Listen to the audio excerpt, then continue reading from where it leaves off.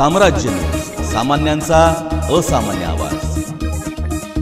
भारतीय छात्र संसद foundation, MIT school of government आणि MIT world peace university Pune यांच्या संयुक्त विद्यमाने 15 सप्टेंबर ते 17 सप्टेंबर दरम्यान स्वामी विवेकानंद सभा मंडपात 12व्या भारतीय छात्र संसद परिषदेचे आयोजन करण्यात आल्याची माहिती चिदानंद कोष्टी यांनी पत्रकार परिषदेत दिली। भारतीय छात्र संसदचा मूळ उद्देश MIT ने हा जो कोर्स चालू केला आहे आणि ही जी छात्र संसद होती त्याचा मूळ उद्देश हा आहे की तरुणांनी जास्तीत जास्त राष्ट्र निर्मिती आणि समाज निर्मितीसाठी समाजकारण आणि राजकारणाकडे प्रेरित होऊन त्यांनी त्यांचा कार्य करावं आणि एक त्यांना प्रेरणा मिळावी की काय आहे राजकारण। नेहमीच राजकारण म्हटलं की लोकांचा एक निगेटिव्ह सूर पहिल्यांदा मनात येतो। तर राजकारण जे आहे ते कसं काम करतात, काय करतात त्याच्याबद्दलचे कीनोट स्पीकर्स या छात्र संसदेमध्ये असतात।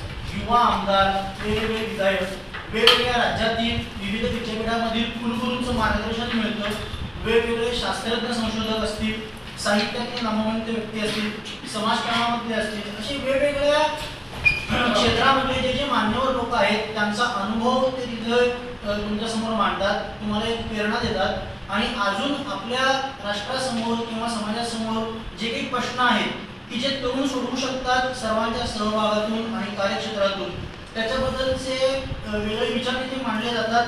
तरुणही त्यांच्यामध्ये असलेले वेगवेगळे प्रश्न जे असतात राजकारणाबद्दल, समाजकारणाबद्दल किंवा त्या एखाद्या क्षेत्राशी निगडीत ते प्रश्नावली आणि त्याचे आन्सर म्हणजे क्वेश्चन आन्सर सेशन जो म्हणतो प्रश्नोत्तराचा सेशनही तिथे असतो। सगळं झालं तर 3 दिवस सर्वांसाठी मोठा सभामंडप केलेला असतो MITच्या पुतूर कॅम्पसमध्ये आणि तिथे हा सगळा सेशन सगळा चालत असतो कार्यक्रम 3 दिवसाचा आणि सगळ्यांची तिथे व्यवस्था असते, जेवणाची नाश्त्याची सगळ्यांची व्यवस्था केली जाते।